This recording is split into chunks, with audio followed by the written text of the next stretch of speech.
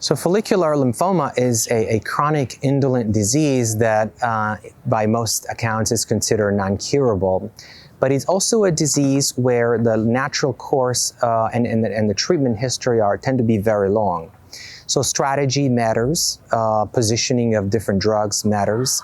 And I think bispecific antibodies have been really a transformative class of drugs for these patients because they're largely administered on an outpatient basis. They're very potent.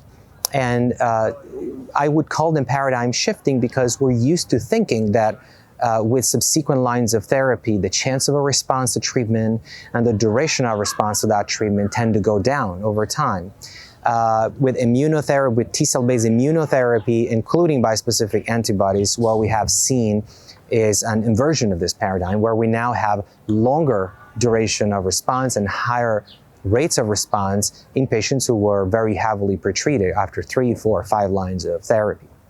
Clearly, that was the initial enthusiasm of the studies of mosunetuzumab, for example, or epcoritamab, both of which are approved for the treatment of recurrent follicular lymphoma. But that also stimulated the appetite for maximizing their potential and extracting more potential from these agents by combining them with other drugs. The natural partner for both of these drugs has been lenalidomide because lenalidomide in combination with rituximab is already an approved regimen in patients with recurrent large follicular lymphoma. So combining mosunetuzumab with lenalidomide or epcoritamab with lenalidomide and rituximab has been sort of a natural next step.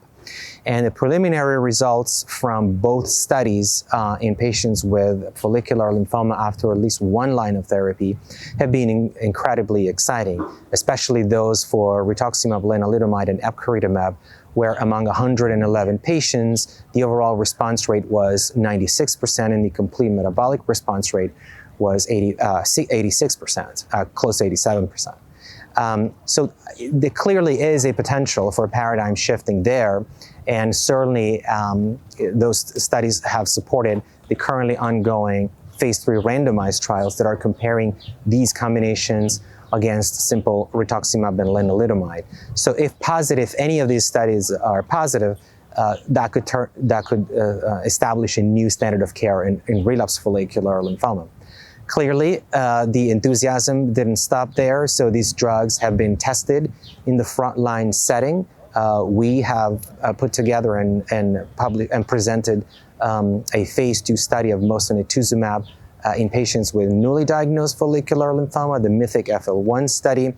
There's another trial combining epcoritamab and rituximab plus lenalidomide in frontline, which we also developed and presented recently at meetings.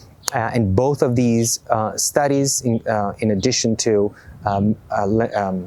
mosunetuzumab plus lenalidomide as a frontline option, have formed the basis of 2 of several large ongoing randomized trials comparing bispecific-based combinations to the currently accepted standard of care, which is traditional chemoimmunotherapy for patients with newly diagnosed follicular lymphoma. That includes the odronextamab combination study, that includes the AZD0486, or SURO for short, study, alongside with the mosunetuzumab and the epcoritamab study. So we're going to have a plethora of studies, including hundreds, if not thousands of patients, trying to establish potentially a new standard of care, which would be a chemo-free standard of care.